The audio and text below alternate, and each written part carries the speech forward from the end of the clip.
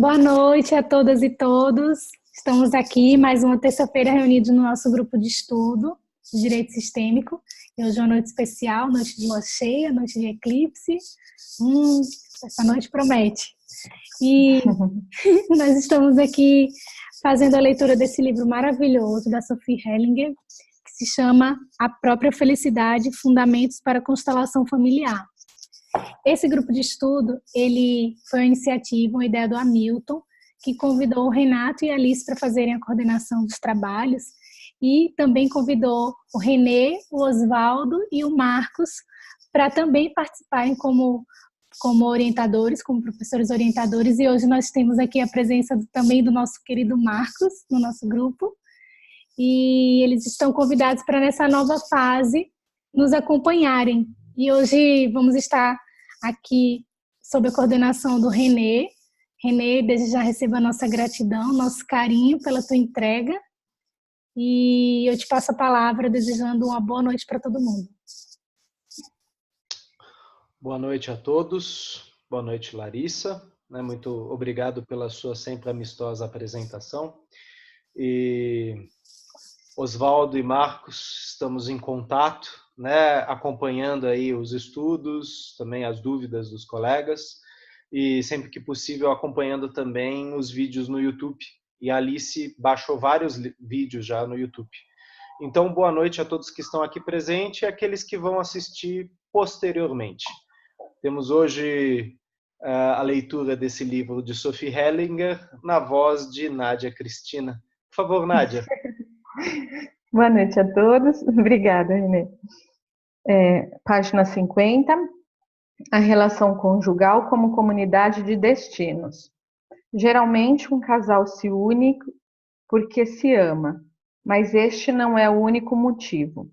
Paralelamente, os parceiros também estão envolvidos nos destinos das suas respectivas famílias. Com a ajuda da família do parceiro, cada uma das famílias tenta encontrar uma solução para os problemas que ela sozinha não consegue resolver. Portanto, não há somente uma ligação entre homem e mulher, mas também entre os seus sistemas. Muitas vezes a pessoa procura um parceiro que ajude a ela e a sua família a resolver um problema. Essa busca pode tomar formas estranhas às vezes. Por exemplo, em um seminário na Suíça, havia um homem cujo irmão menor havia morrido de fome durante a guerra. Inconscientemente, este homem acreditava que o seu destino também era morrer de fome. Por isso, casou-se com uma mulher anoréxica, para que ela morresse de fome em seu lugar. Repetidas vezes também observamos que alguém que acredita ter que morrer case com uma pessoa que apresenta risco de suicídio. Ele espera que ela se mate em seu lugar. Outro exemplo, a filha de um alto funcionário nazista, um Gauleiter, casou com um homem judeu. Com isso, ela inconscientemente tentou criar um equilíbrio. A sua família deveria reunir o que o Holocausto havia separado. Estes exemplos mostram como acontecimentos ocorridos na família de origem afetam uma relação conjugal. Os casais crescem com o destino do outro e da sua família, e assim se forma uma comunidade de destinos. Para este fim, temos uma meditação. Eu me coloco de frente ao meu parceiro e olho primeiro para a direita, onde estão seus pais. Mais uma vez, passo pelo processo de tomar o amor de meus pais. Meu parceiro está à minha frente e também olha primeiro para o seu lado direito, para seus pais, e também passa pelo processo de tomar o amor de seus pais. Depois de olhar para os meus pais e antepassados, eu olho para os pais e antepassados dele. Eu vejo tudo o que eles lhe deram e como ele se tornou rico com isto. De repente, algo muda em nossa relação, porque o vejo de uma forma. Nele se mostra o amor de seus pais. Ao mesmo tempo, vejo todas as adversidades que ele enfrentou e que o impediram. Agora vejo isto como força que ele toma para dentro de si. O que parecia tão difícil fica do lado de fora. Faço o mesmo com as minhas adversidades. Em seguida, nos olhamos olhos nos olhos. Eu digo sim para ele e ele diz sim para mim. Dizemos um ao outro: agora estamos prontos um para o outro. Mais tarde, o casal tem um filho. Ambos pegam a criança dos braços do outro e dizem: nosso filho. No filho, eles se veem como parte de um todo maior. O nascimento do primeiro filho é o ápice de uma relação conjugal íntima. A partir daí, a relação se expande. As prioridades agora são outras. A intimidade necessariamente diminui, mas em contrapartida, a relação se torna mais profunda e séria. Os limites. Pode parecer estranho, mas a fusão também sempre é o início da separação. Somente o amor que respeita limites subsiste. Isto também significa que o parceiro tem direito a seus segredos.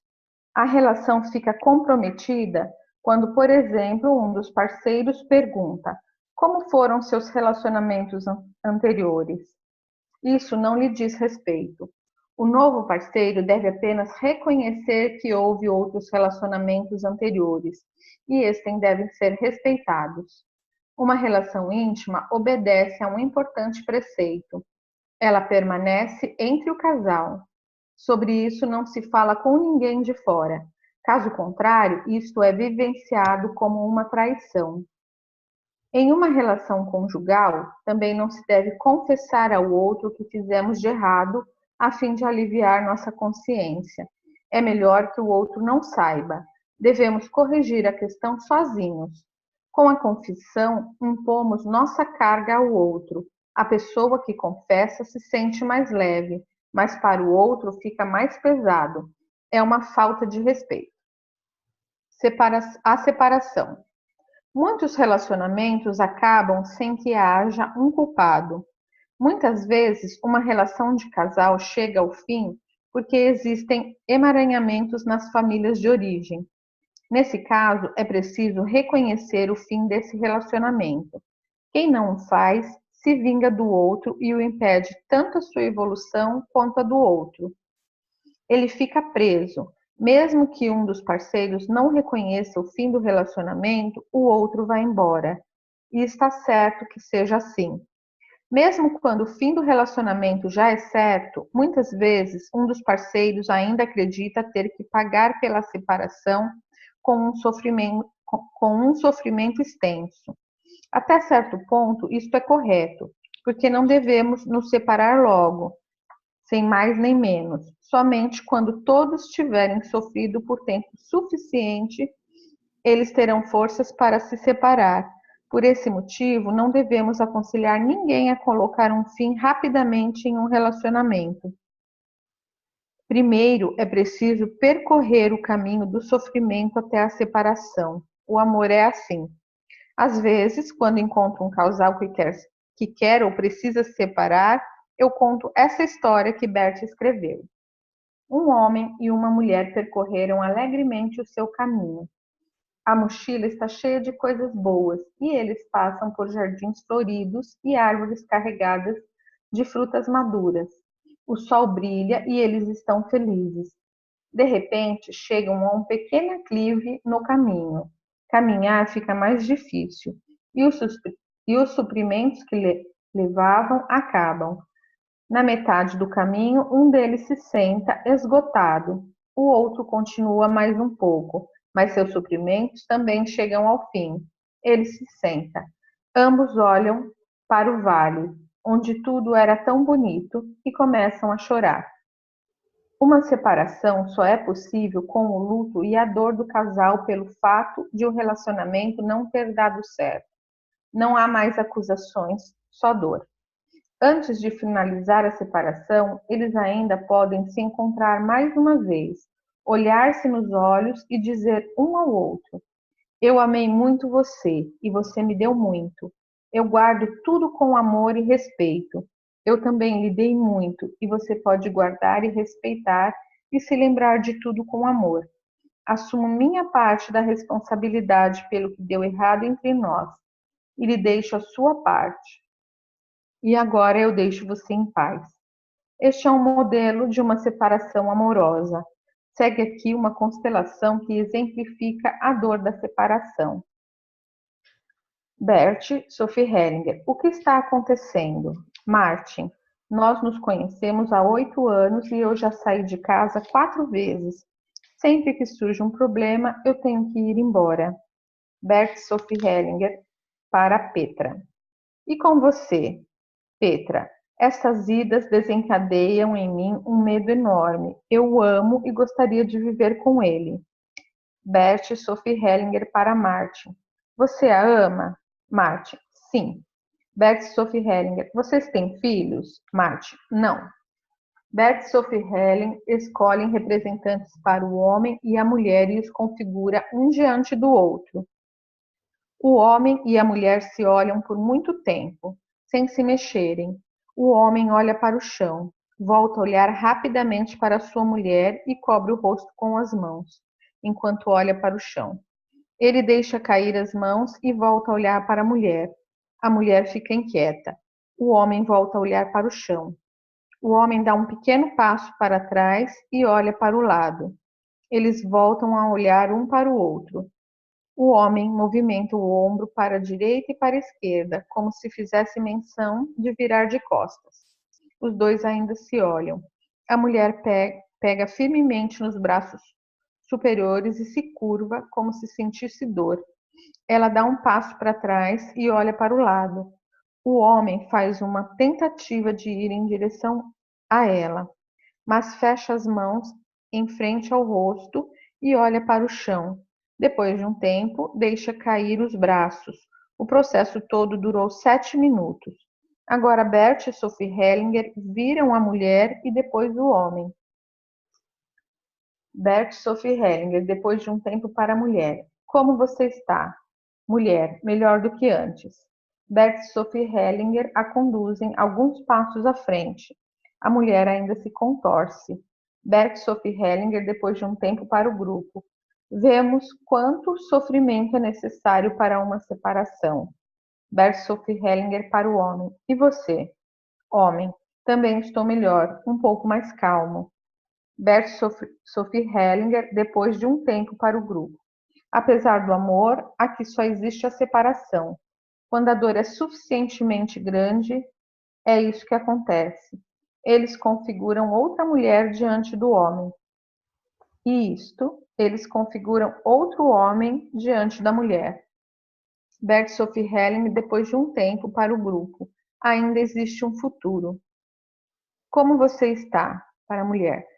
Mulher, bem. Bert e Sophie Hellinger, Bert e Sophie Hellinger para o grupo. Algumas pessoas estão ligadas ao parceiro como uma criança está ligada à mãe ou ao pai. Quando aponta uma separação, essas pessoas se sentem como uma criança que perde seus pais.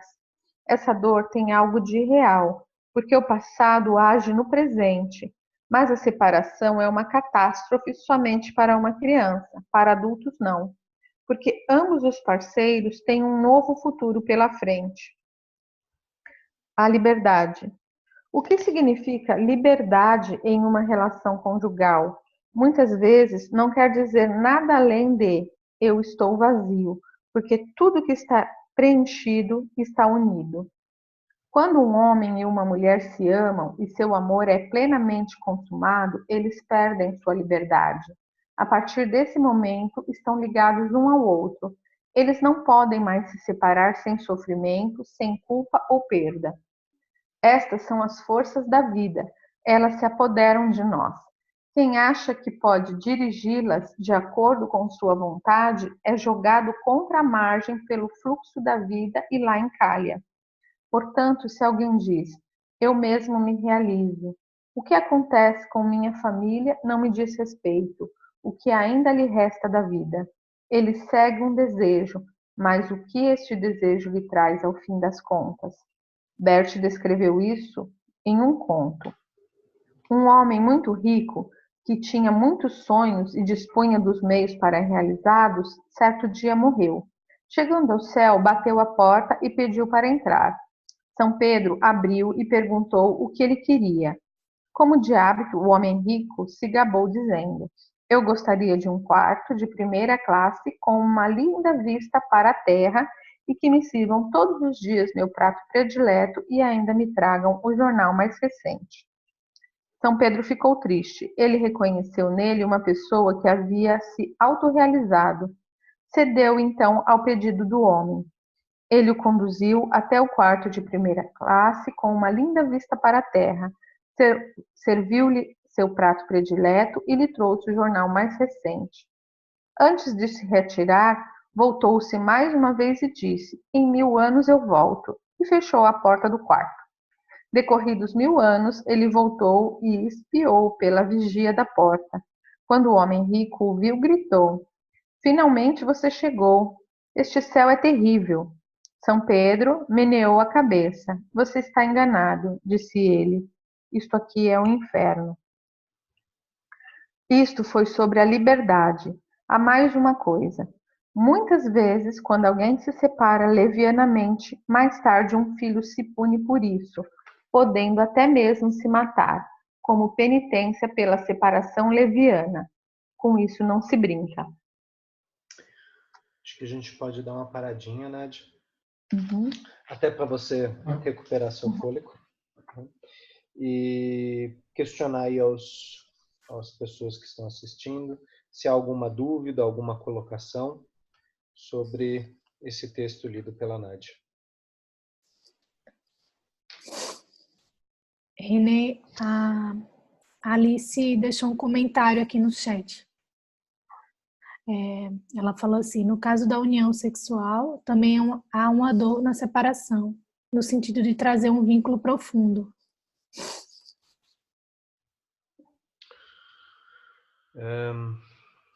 Alice, isso é uma dúvida, é uma afirmação? Você gostaria de falar um pouco sobre isso? Oi. Oi. É uma dúvida afirmativa. Que eu quis dizer que ao mesmo tempo que ela estava exatamente onde que ela estava lendo, eu não peguei não estou recordando as frases, mas me lembrou que, né, na separação dos vínculos realizados através do sexo também há uma dor. E talvez seja por causa dessa tal liberdade aí, né, que ela leu depois. Aí me veio essa questão, assim, dessa separação por causa dessa liberdade, né? É nesse sentido. Sim, o Bert Hellinger, ele chega a fazer uma colocação de que a sexualidade, ela tem precedência, né, sobre a relação íntima, né, de casal, né? O sexual vem primeiro e ele nos toma de uma forma muito forte. Lembrando até que o sexual ele nos toma pela questão da sensação, né, do corpo, e depois isso vai passar pelo afeto e finalmente vai ser decodificado pela razão, entendimento e etc. Então, sim, existem uniões sexuais, mesmo que rápidas, que nos marcam profundamente, nos tocam de uma forma única e deixam saudade, né, neste corpo, né? É uma temática interessante, né, porque está falando da questão da sexualidade, né, corpo e sexualidade. Aqui o Hellinger, a Sofia está apontando mais para essa questão da relação de casal como comunidade de destino, né? E é interessante, você está pondo um outro ponto aí, né? Mas não é isso que está sendo colocado aqui pela Sofia. Né? Talvez não ainda. O que leva para a comunidade de destino também é o impulso sexual, né? É o impulso que leva para essa direção. também, né? Existe uma questão aqui que é muito interessante, né, quando Hellinger fala, né, que a família é uma comunidade de destino, que a relação é uma comunidade de destino. Ele coloca uma coisa que é talvez primeira na constelação familiar, né, quando a gente começa a aprender a constelação familiar, a diferença entre destino e livre-arbítrio, né? E a relação de casal, ela se coloca como destino, né? Quer dizer, muitas vezes a gente pensa, não, eu estou me relacionando com essa pessoa porque eu escolhi ela. E, na verdade, existe também uma escolha do meu sistema por essa pessoa e seu sistema, e do sistema dessa pessoa por mim e pelo meu sistema. Então, isso é uma coisa invisível. Aí existem as conexões, os vínculos ocultos e também os emaranhamentos acontecendo. E sim, o sexual pode estar presente aí também, né? De forma muito forte, no sentido de eu não entendo porquê, mas eu não consigo me desfazer dessa sensação ou dessa ligação com essa pessoa. Por mais que todos de repente sejam contra, por mais que todos falem não, isso me puxa. Ou seja, parece que existe sim um resgate aí, existe alguma coisa, e muitas vezes ela vai além de mim. Quer dizer, não é só eu indivíduo, eu ego, é eu sistêmico, né? Eu e os meus envolvidos nisso. Uhum. Mas é uma coisa bem delicada mesmo. Não Então, sei. pelo que tu está dizendo, assim, a gente vai se aprofundando na constelação familiar e na filosofia e ver que o livre-arbítrio de verdade não existe, né? E aí tu foi falando, e aí eu fiquei pensando assim, será que inclusive o tesão ele é fruto de um emaranhamento? Em alguns casos, sim. A questão, logicamente, quando a gente vai para uma generalização assim, Alice, a gente corre o risco de cometer equívocos, né? Cada situação precisa ser olhada aí na sua particularidade, mas você não está errada quando fala talvez até isso tenha também traços de um sistêmico anterior. E a psicanálise, ela olha para isso quando ela fala, por exemplo, da neurose de destino, ou quando ela fala da relação sadomasoquista, que muitas vezes está instalada já antes dessa criança, desse adulto, dessa criança que vai se tornar adulto, desejar. Quer dizer, isso já está lá embutido. Então, em alguns casos, sim. Agora, voltando um pouco no livre-arbítrio, existe destino. Essa é a precedência. Existe livre-arbítrio no sentido de autorresponsabilização. Quer dizer, frente ao destino que eu recebi e que tem em minhas mãos, eu tenho a decisão de aceitá-lo e tomá-lo e fazer algo com isso, ou negá-lo e fugir disso o resto da minha vida. Né? Então, existem livre-arbítrios. Eles têm a ver com responsabilidade e consequência. Mas o destino nos precede.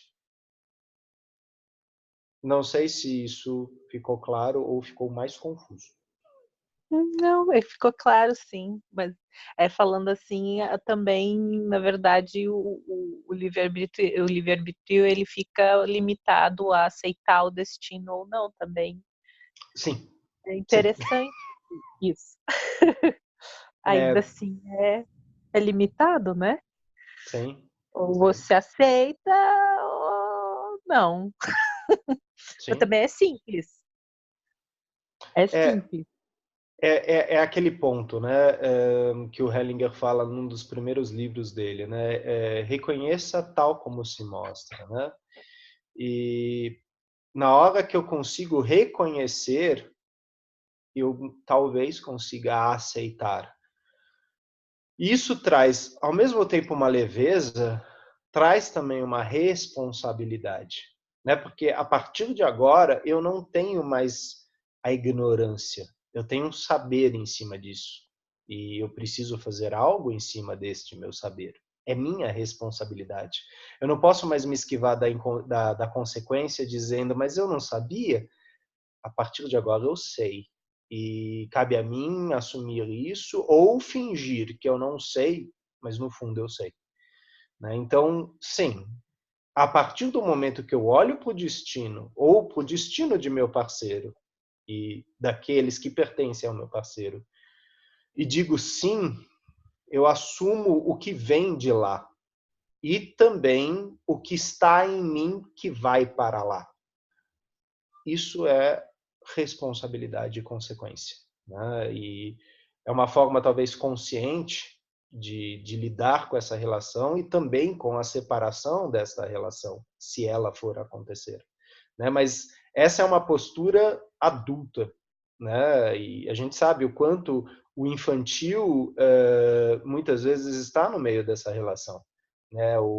A criança ferida, a criança traumatizada, a criança em nós muitas vezes assume e oculta certas coisas, bloqueia certas coisas, logicamente por dor, trauma, abuso, etc.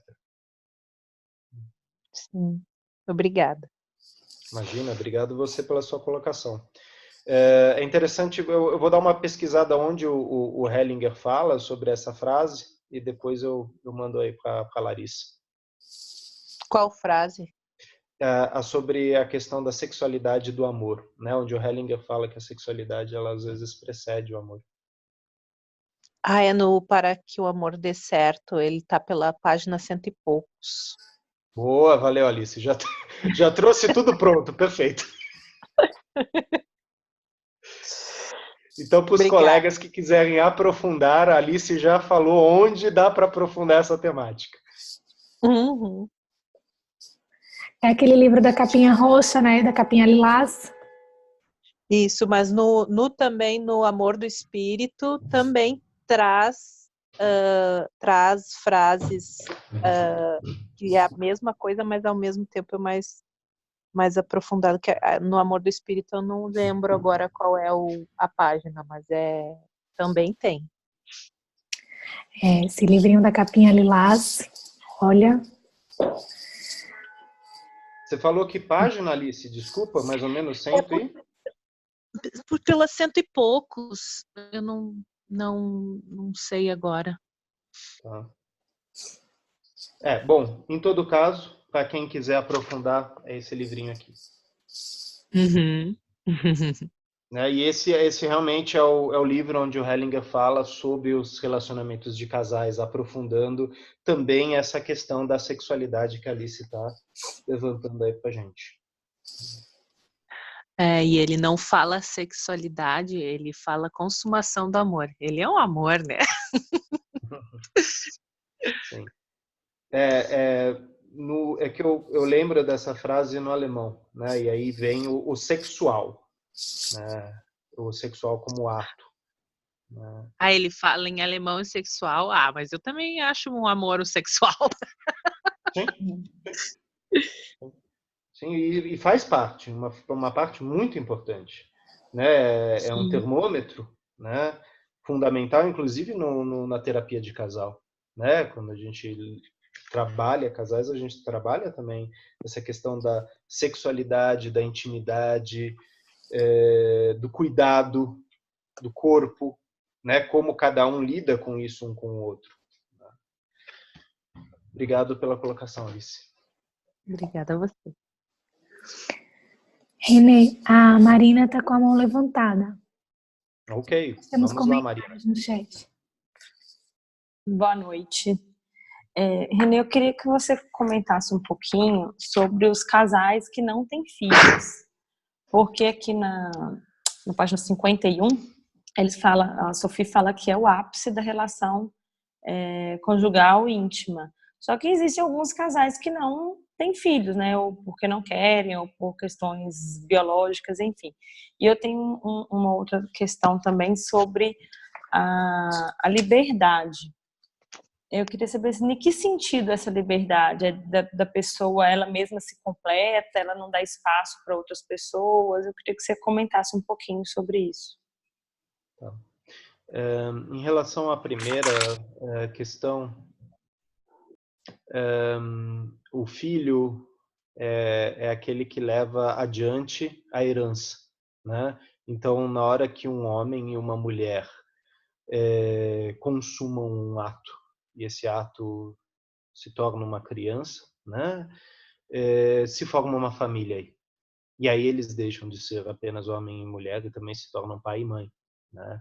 E esse é um núcleo, né? Uma família nuclear, aí pai, mãe e filho. Ou seja, vocês têm um sistema aí formado.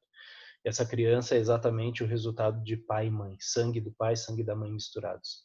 Então, por isso, é um ápice, né? E aí o Hellinger fala uma coisa, a Sophie, né? Fala uma coisa muito pontual aí, que a intimidade diminui, mas a relação se aprofunda e fica mais séria, né? E a gente vê isso em muitos casais, né? E muitas vezes abre-se para outros filhos, ou em todo caso, pai e mãe vão se dedicar a isso como uma missão de vida, a esse filho, a essa filha, que então adveio dessa relação. Agora, quando um homem e uma mulher se amam e ambos de comum acordo, né, conversando um com o outro, escolhem não ter os filhos, eles vão se dedicar à sua missão de vida, né? Cada um de sua forma e talvez até em conjunto vai se dedicar em passar adiante aquilo que recebeu de seus pais. Bert Hellinger deixa claro que o trabalho dele é a missão dele, é a herança que ele está deixando, né? E vemos isso aqui com o livro de Sophie Hellinger, né? Ela dando sequência também a esse trabalho, a essa herança, né? Então, existem formas de seguir adiante. Às vezes você vai seguir essa missão na sua profissão, às vezes na sua vocação, né? Mas nenhuma vida é em vão, né? E você pode estar junto com o outro, né? Homem, mulher, homem, homem, mulher, mulher, e mesmo assim produzir, né? No sentido do talento seguir adiante, de você dedicar o seu tempo e o que você aprendeu com os seus pais, com os seus antepassados adiante, né? Quer dizer, produzir através da sua vocação, né? Então essa seria a forma como eu responderia a primeira questão que você colocou. Agora, a segunda, no sentido de liberdade, me fala um pouco mais como você ouviu, só para eu... Não, é porque assim, eu acho que eu não consegui compreender direito, porque ela fala ainda assim, tá, entre aspas, né, que muitas vezes na página 56, não é nada além de eu estou vazio.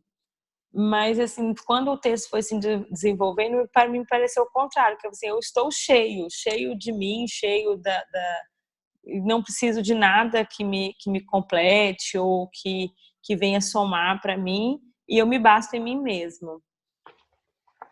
Então, assim, eu acho que não sei se eu não entendi, porque depois, na hora que desenvolveu, eu achei que ficou um pouco contraditório, pelo menos na minha perspectiva. Eu vou dar um exemplo a partir da terapia de casal. E aí você depois me retorna se isso faz sentido ou não. Quando num casal você tem a fala de: olha, eu estou extremamente seguro com essa relação, né? Confio plenamente. Na verdade, não tenho nenhum medo de perder. Qualquer coisa que acontecer, eu tenho segurança, tá tudo certo, tá tudo ok. Quando a pessoa não teme perder, ela perdeu. Já foi, né? Existe o risco, né? Porque na verdade não se trata de controle, né? Se trata de arriscar, né? E eu coloco uma parte de mim em risco, né? No caso de um homem, eu coloco o meu masculino e meu feminino em risco, e o feminino ou o masculino também. E eu não tenho garantias. Exatamente isso é uma relação. Ela não fornece garantias, né? Quando eu tenho isso, eu vou me vincular ao outro e o outro vai se vincular a mim. Existe um sacrifício, existe uma renúncia, né? À medida que essa relação vai sendo construída, eu vou fazendo renúncias, muitas delas bem conscientes, E se o outro também faz, a gente tem uma relação que vai se equilibrando. Diferente de uma relação onde eu renuncio e o outro não, ou o outro renuncia e eu não, né? Que aí a gente tem, de repente, a separação por ódio, por raiva, né? Ou por descompensação. Nesse sentido, o compromisso, a liberdade, se mostram, né, o que a pessoa busca dentro de uma relação, né? Eu busco liberdade dentro dessa relação, né? O que é liberdade para essa pessoa e o que é liberdade dentro do sistema dessa pessoa? O que é compromisso para essa pessoa e por sistema dessa pessoa, quando eles vão se relacionar? Então, essa é uma forma como eu ouvi e trabalho isso. Não sei se responde à questão que você sentiu aqui no texto. Eu acho que sim. Agora, você falando assim essa liberdade seria assim, nada me prende aqui, né? Ou tanto faz como tanto fez. Se eu permanecer, se for embora também não vou sofrer, eu não tenho nada a perder. Ou seja, você não colocou nada seu em risco, né? E automaticamente você pode partir a qualquer momento. Entendi. Uma relação, eu vou falar de uma forma mais pesada, concreta talvez, mas ela exige sangue, né? Ela exige doação, né? E eu não estou falando que uma relação que não tenha isso não seja uma relação. Mas, assim, é muito comum que a gente vê que dos dois lados vai haver, sim, um sacrifício, principalmente na forma da renúncia. Por exemplo, se duas pessoas chegam e falam, nós não queremos ter filhos, ok, eles encontraram uma união aí com outro que, assim como ele, está na mesma sintonia. E aí existe a renúncia, talvez, em relação à expectativa que vem antes deles e da sociedade, e os dois juntos vão lidar com essa expectativa que é colocada sobre eles, né? Ou, de repente, quando tem filhos, surge exatamente a preparação e a maturidade de cada um dos dois para esta função, né? Que, logicamente, a gente, infelizmente, ou felizmente, não vem com um manual de instrução do que fazer com aquele serzinho que nasce, né?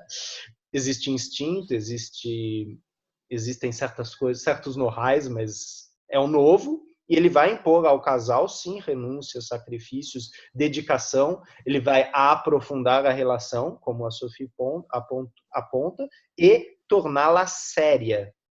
E é importante um grande jogo de cintura do casal para que essa seriedade não mate a relação, né? Esse é um ponto muito importante, né? Porque se matar a relação, ok, você tem um pai e uma mãe, e o homem e a mulher, né? E, bom, são várias questões aí. Logicamente, se eu continuar aqui, eu vou começar a generalizar muito, né? Cada situação tem que ser observada aí. Mas, sim, na relação, eu me aprofundo, me torno um em carne com o outro. E isso é muito sério, né? Até que ponto o nós toma o eu. E até que ponto o eu permite que o nós exista. Porque muitas vezes numa relação, meu eu não deixa o nós existir, né? Então eu, você. E aí talvez seja essa liberdade assim despretensiosa onde, deixa assim, tá melhor, né? Acho que eu compreendi agora. E qual será que é o preço disso para o outro, né? Ou mesmo para mim, né? Talvez eu esteja a serviço de algo anterior, de um emaranhado, né? E eu não me permito olhar para isso. E eu só falo, putz, é tão difícil me relacionar, né? As pessoas são tão difíceis. E às vezes isso é sempre algo do outro. Sim. E aí eu fujo, logicamente, da autorresponsabilização, né? Sempre quando eu tento terceirizar, é porque eu estou cego a alguma dinâmica que acontece comigo, né? E aí a culpa é do mundo, é das pessoas. As pessoas não sabem chegar em mim, as pessoas não sabem conversar comigo, as pessoas não sabem me ouvir, né? E muitas vezes isso é uma projeção. né? E eu estou cego para uma dinâmica minha. E aí, sim, pode ter traços sistêmicos presentes. Ok, obrigado. Respondeu muito bem. Obrigado, Maria. Larissa, temos mais questões aí, né? Eu estou vendo aqui Tá pipocando. bombando, tá pipocando. Bem interessante. Na sequência aqui, a Cláudia fez um comentário. Eu acho que o sexo é um maravilhoso truque, entre aspas, da natureza, que nos convida a situações necessárias para o nosso crescimento. E ela colocou uma representaçãozinha de um coração aqui. Não importa o quanto dure a relação. A primeira parte achei muito bonita, a segunda parte eu não entendi. Que fala que isso seria um convite, né?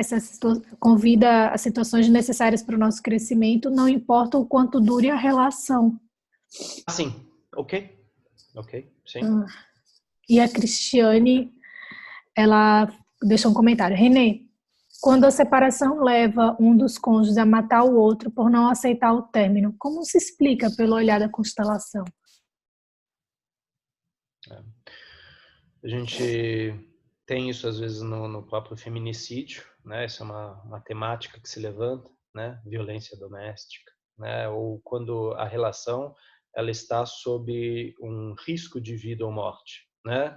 Ou seja, agora que você está comigo, você é minha ou você é meu, você me pertence e não existe a possibilidade de saída, né? Então esta relação de grande violência, né? Ou de soberania sobre o outro. A gente está olhando, logicamente, para uma relação, sim, de vítima e perpetrador, e a gente sabe como essa relação ela é íntima, né? O quanto estes dois se relacionam verdadeiramente. Logicamente que numa situação dessas eu precisaria olhar especificamente, né? Quer dizer, quais são os elementos envolvidos. Mas o que nós temos aqui é uma pessoa que não aceita o não do outro. Ela tem soberania sobre o outro. E o outro, muitas vezes, assentiu a esta soberania, né? Ou seja, a gente está falando de provavelmente uma relação anterior já existente, ou seja, algo sistêmico. Talvez uma identificação com algo anterior, uma lealdade sistêmica, né? Que traz um traço aí que a gente diria, de forma a julgar, né? Perversa, patológica, mas talvez seja uma repetição de um padrão, sim, que está presente naquela família, naquele sistema, né?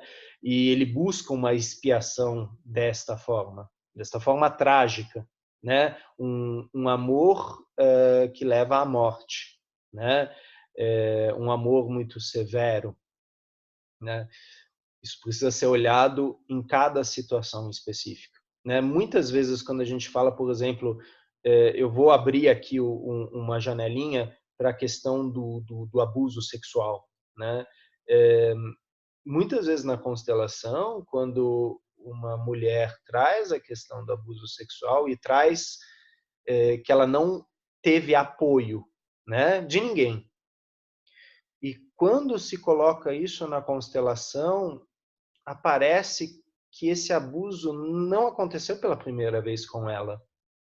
Ele aconteceu às vezes com a mãe, ele aconteceu com a avó, ele aconteceu com a bisavó. E assim, a gente tem elementos masculinos extremamente agressivos nessas relações, ou pelo menos que interpretam este abuso como uma norma, como um direito, como algo que tem que ser desta forma. E é muito interessante quando isso é exposto na constelação, quando isso aparece na constelação, às vezes alguns homens sentem vergonha, porque eles veem a dor, eles veem o sofrimento. E às vezes pela primeira vez eles falam: não, mas eu não tinha essa intenção, não era para ser assim, né? Uma coisa é você fazer isso com uma mulher que você domina, entre aspas, e você vê a mãe dela ou a sua mãe dominada, a sua avó a sua irmã. E aí vem todo aquele contexto no qual um sistema e outro sistema estão intimamente ligados e emaranhados, né? Quer dizer, essa é uma forma de eu responder isso, né? Que pode haver algo sistêmico tão forte assim, né? Para, no caso de uma separação, o outro chegar a um assassinato, né? E o outro ser assassinado efetivamente, né? Recentemente nós tivemos a história aí de uma garota, né? Que é deixada em seu casamento e após fazer o festejo sozinho, ela comete o suicídio dias depois. É uma violência também. Não consumada pelo outro no sentido de matá-la, mas que outras violências estavam aí nessa linguagem, né? Logicamente, a gente não conhece o caso em suas particularidades, em suas singularidades, mas o assassinato e o suicídio, a gente está falando de sangue derramado, né? Uma vida desperdiçada. E às vezes, de alguma forma, existe uma equivalência aí, né? Logicamente, aqui a gente não está falando do ponto de vista moral, né? A gente está tentando sair do micro e olhar para o macro. E nesse caso, a gente precisaria ter um caso que a gente pudesse olhar em seus detalhes, ou melhor, em sua dinâmica, para falar de forma mais precisa, talvez.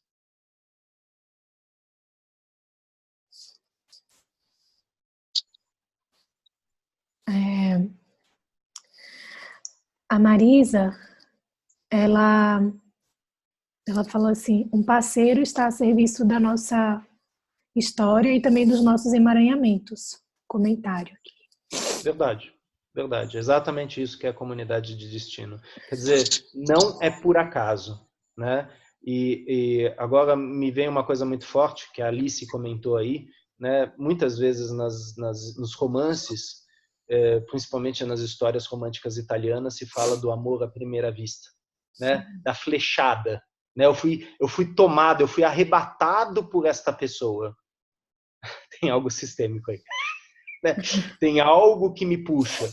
E quantas vezes não acontece no consultório do cliente falar, olha, me separei, mas até hoje ela frequenta a minha casa, porque a relação dele com meus pais, com os meus irmãos, é melhor do que a relação que ele tem comigo.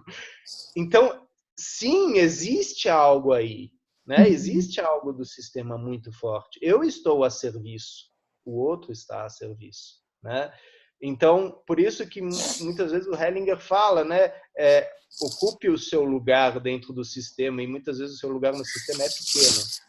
Né? Você não é grandão do tipo, eu vou fazer o que eu quiser, eu mando aqui. Não. Né? Tem certas coisas que você tem consciência e você tem responsabilidade. Tem outras que você precisa de um tempo para tomar consciência, despertar naquela posição, ter maturidade naquela posição. Né? Isso é um processo. Né? E nós aqui estamos em processo, por isso que todos nós somos imperfeitos. Né? Porque lembrando a frase de Hellinger, se estivéssemos perfeitos, não estaríamos aqui, né? Estaríamos acabados, finalizados. O perfeito está pronto já, não se movimenta mais. O imperfeito, ele segue em movimento. Né? Então, obrigado aí, Marisa, pela colocação, é isso mesmo. E daí tem aqui o Geraldo e a Alice partilhando as indicações bibliográficas. O Geraldo falou a consumação sexual do amor na página 173, no livro Para que o Amor Dê Certo. E a Alice fala na página 23, no livro também Para que o Amor Dê Certo. E o Luiz... Verdade, Geraldo. Acabei de encontrar aqui. Isso mesmo. Muito obrigado, Geraldo. 173. Uhum. E o Luiz Miguel, eu estava atenta aqui no chat, bem na hora que a Marina estava fazendo a colocação dela, ele escreveu aqui no chat assim, entre aspas, não ter medo de perder ou, entre aspas, não ter medo de ganhar. Foi bem na hora que a Marina estava fazendo a colocação dela. Sim, sim. Provavelmente o Luiz chegou a uma profundidade aí que eu não alcanço, porque eu não tô com esse fio agora, né? Mas dentro daquela frase, né? Não tema a tua grandeza. A gente sabe que às vezes o nosso fracasso não vem do fracasso em si, mas do medo do sucesso, por exemplo. Mas Não, Luiz, você está com o microfone aberto, por favor. Sim, estou. Boa noite. De Portugal, estejam todos bem. Tudo bem? Eu estava a ouvir com atenção e quando a Marina fez a colocação dela, estava a falar sobre as questões que ela colocou, estava a falar quando alguém diz que não tem medo de perder numa relação ou medo de perder algo com alguém, que já perdeu. E muitas vezes este medo de perder pode não ser um medo de perder, mas sim um medo de não ter medo de ganhar. E muitas vezes este medo de não ter medo de ganhar e não ter medo de ganhar um resultado ou com uma consequência. Isso é uma liberdade total. Sim. E nem toda a gente vê as coisas assim, obviamente, mas elas colocam-se muitas vezes assim, interiormente colocam-se assim. Não é? Nós muitas vezes estamos nas relações assim, eu tenho medo de perder esta pessoa, não vou fazer isto para não a perder ou para não perder a relação, etc, etc, etc, e estou condicionado a ela. Quando nos colocamos, não tenho medo de ganhar aquilo que vem com esta pessoa, estamos a falar de uma relação completamente diferente. Perfeito, perfeito. Eu acho que você pegou de forma até mais precisa o que a Marisa estava tentando falar, Luiz. Bem isso. O que vem com isso? O que vem com essa relação? O que eu vou ter que assumir se eu der sequência a isso? O que vem tudo junto, inclusive como comunidade de destino. Quando estava a falar em relação ao livre-arbítrio e ao destino, eu fiz aqui uma reflexão, estava aqui um bocado a pensar no assunto, porque há dois tipos de livre-arbítrio e há dois tipos de destino. Há um destino que me condiciona e há um destino que me liberta. E há um livre-arbítrio que me condiciona e um livre-arbítrio que me liberta. E muitas vezes fazer estas opções, elas são paradigmáticas dentro de cada um e são opções que cada um faz ao longo do seu percurso de vida, não é verdade?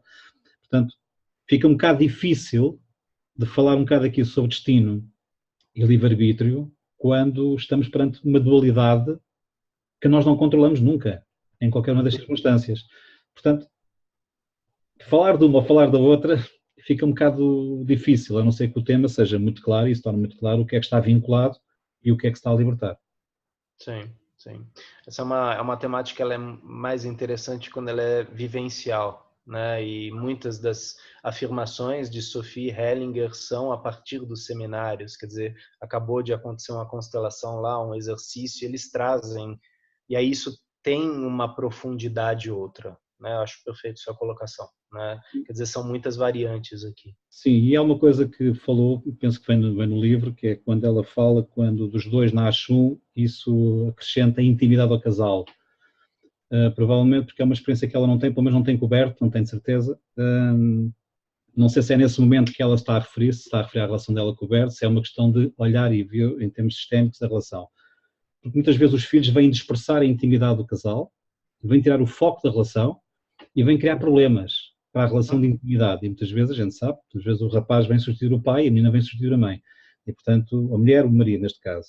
Portanto, a questão da intimidade aqui coloca-se num outro nível.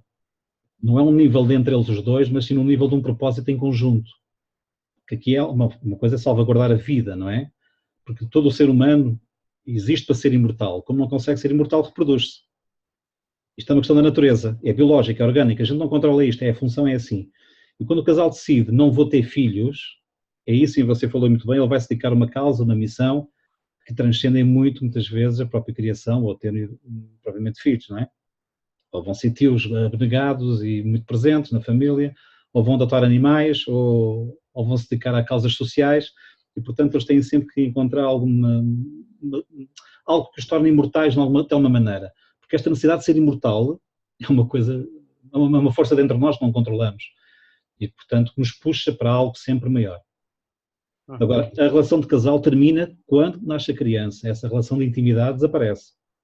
Porque a criança chora, a criança tem um problema e o foco passa a ser a criança, a sobrevivência dela, e o grande problema do casal passa por se conseguir manter em intimidade um com o outro, sem perderem o foco um no outro. Isto por vezes depois também gera outro tipo de problemas, é quando o foco é demasiado, a criança desaparece e depois sente-se isolada sozinha, muitas vezes perdida e abandonada. Mas isto, enfim, são dois pesos e duas medidas, aqui o meio termo seria o certo e o correto, para a nossa visão de equilíbrio, obviamente, mas não responde claramente àquilo que o sistema está a pedir muitas vezes, que são sacrifícios, não é?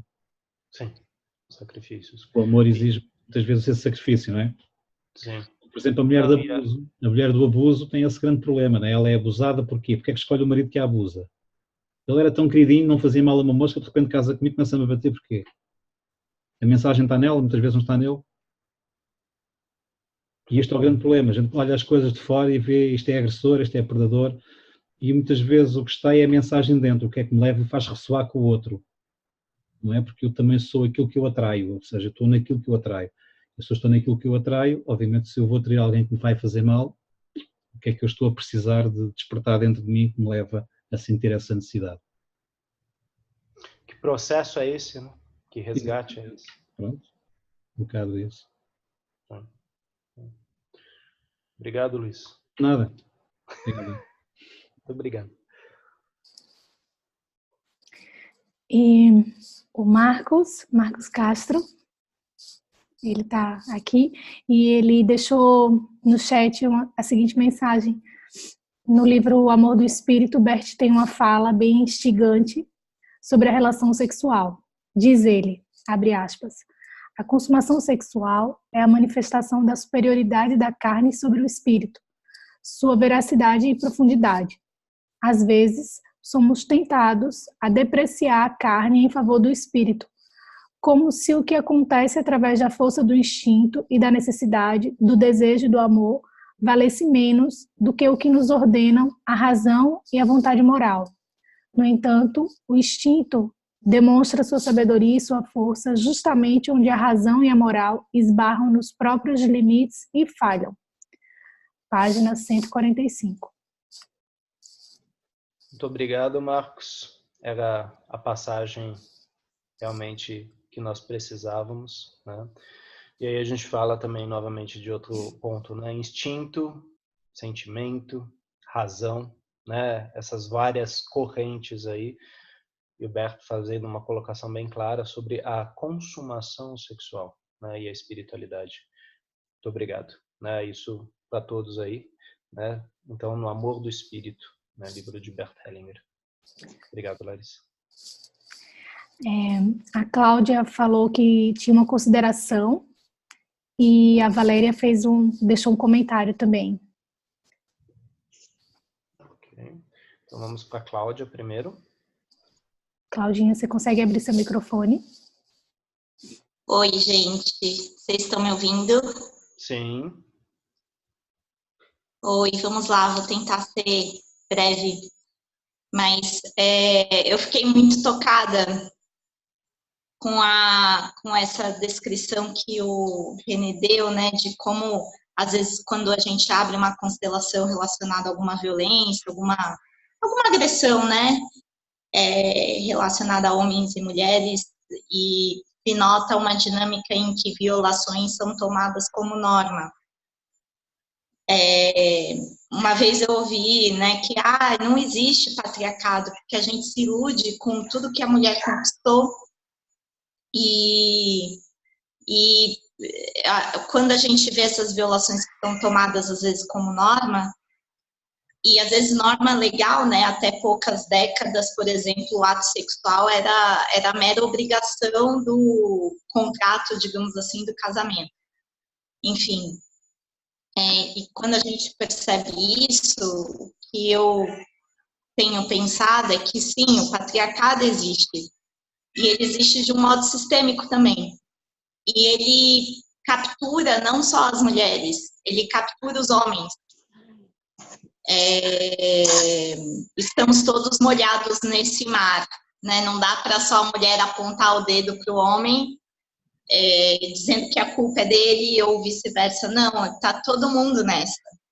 E aí o trabalho de tomada de consciência para modificar isso, né? E eu estou numa semana, eu fui justamente chamada, né, porque o universo é maravilhoso, tudo está conectado, enfim. Eu fui chamada para uma reunião de alguns órgãos que estão pensando fazer um trabalho com os homens que são acusados de violência doméstica, né? E eu sei que já tem alguns trabalhos nesse sentido, teve há pouco tempo uma audiência pública na Câmara dos Deputados a respeito de algumas experiências em algumas delegacias de São Paulo, e foi um convite que me tocou demais, porque se há muitos segredos, muitos não ditos por parte das mulheres em termos de violações e de agressões, há também muitos segredos e muitos não ditos em relação aos homens. E o curioso é que você encontra muita literatura para lidar com um ciclo de violência do ponto de vista da vítima mulher.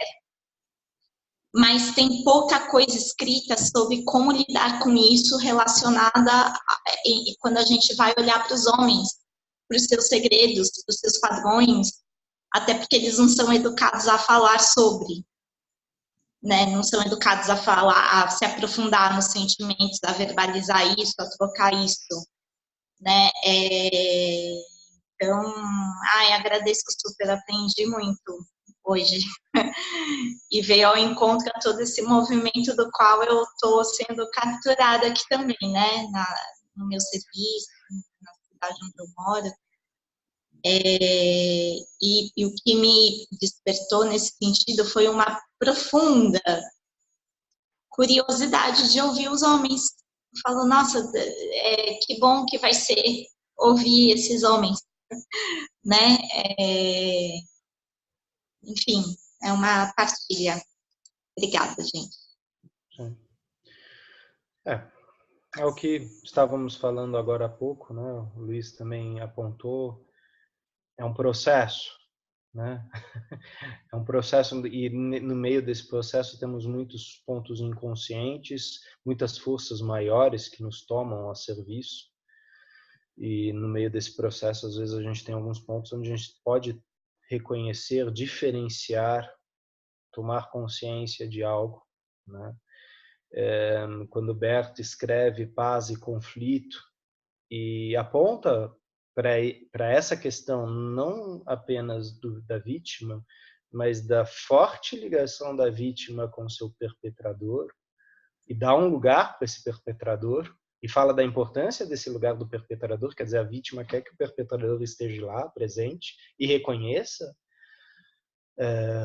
a cura que advém disso, né? E logicamente o quanto isso é difícil, né? A gente, sim, é uma ferida, é uma dor, né? Como Hellinger fala aqui, como certas separações exigem dor, né? Elas precisam disso porque tem algo lá que ainda precisa ser resgatado, precisa ser visto, precisa ser reverenciado de alguma forma, e são processos longos, morosos, né? E respeitar esse processo, né? Recentemente, o Sami ele postou sobre eu agora não lembro o nome do rapaz, mas falando da justiça restaurativa, né? Inclusive ele falando da questão de você colocar, né, o autor do crime e a vítima do crime na sala e trabalhar questões, né, através dessa ferramenta, né, da justiça restaurativa, quer dizer, trabalhar essa comunicação é também o que a constelação propõe, né, através, né, de uma mediação assim, de poder olhar para esses lugares, não do lugar do julgamento, do certo e do errado, mas do que é necessário para esse sistema, o que ele precisa, qual o resgate possível, o que fazer daqui para frente, ou eu vou ficar atualizando o passado no presente e sofrendo o passado no presente sequencialmente, né? Tornando isso um padrão emaranhado pesado, um fardo pesado para o meu sistema, né? E às vezes isso é necessário também, né? Quer dizer, a gente não tem uma resposta única que é a chave, né? Principalmente porque estamos ligados a uma comunidade de destino. Temos consciência de certas dinâmicas, certos padrões e da grande maioria não. E estamos aqui exatamente para trabalhar isso, caminhar através disso, com isso, né? Obrigado pela sua partilha, Cláudia.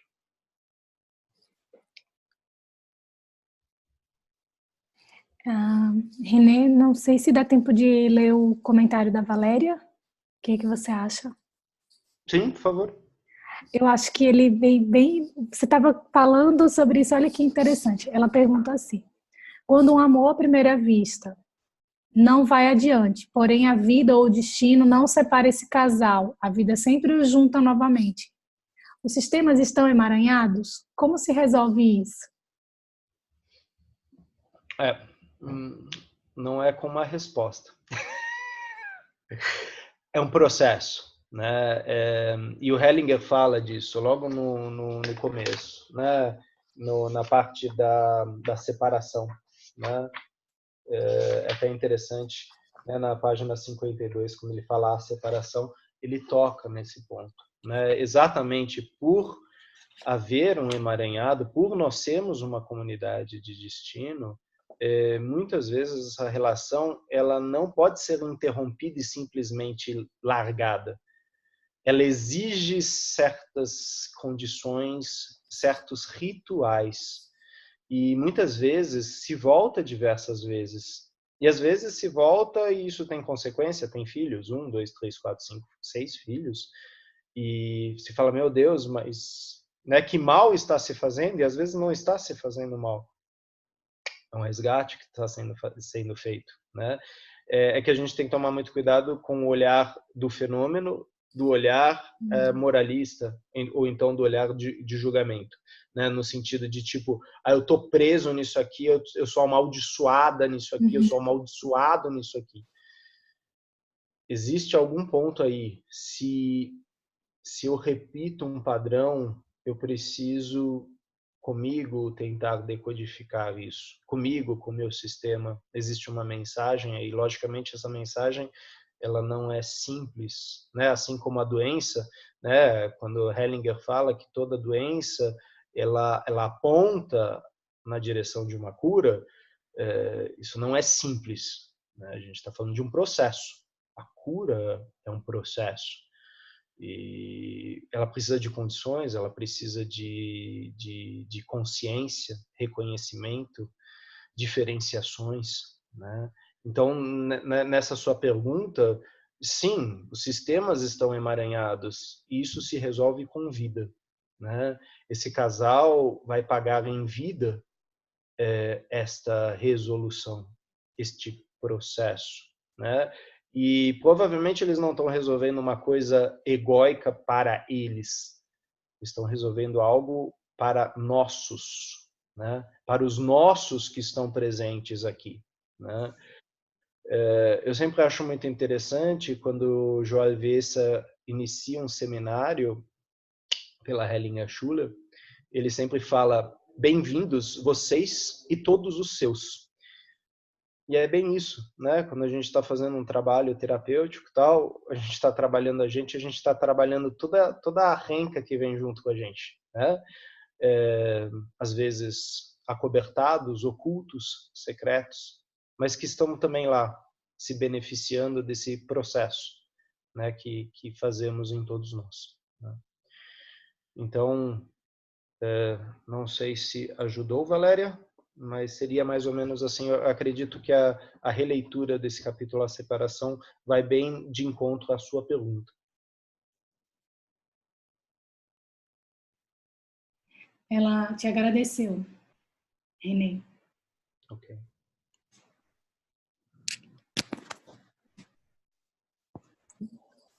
Não, tô falando.